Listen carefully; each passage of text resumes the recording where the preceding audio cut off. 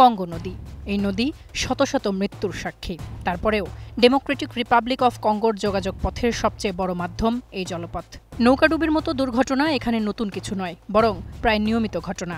সম্প্রতি মাত্র একদিনের ব্যবধানে কঙ্গোর উত্তরে 2টি মর্মান্তিক দুর্ঘটনায় প্রাণ হারিয়েছেন অন্তত 200 জন। খুঁজেই পাওয়া যায়নি বেশ কয়েকজনকে।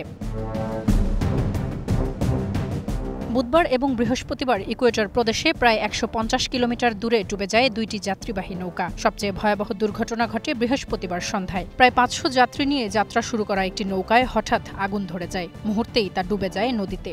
উদ্ধার অভিযান চালায় নৌবাহিনী এবং স্থানীয় স্বেচ্ছাসেবকরা। পরে 107 জনের মরদেহ উদ্ধার করা গেলেও এখনও নিখোঁজ রয়েছে প্রায় 150 জন।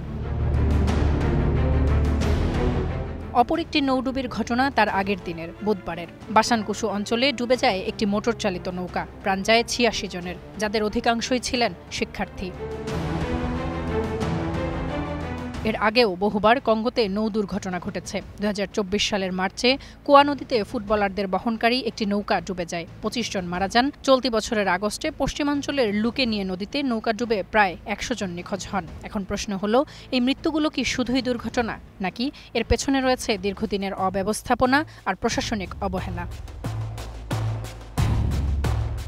দুর্বল অর্থনীতির দেশ ডিআর কঙ্গোর বহু অঞ্চলে এখনও রাস্তাঘাট নেই। সড়কবিহীন অঞ্চলে নদীপথই চলাচলের একমাত্র ভরসা।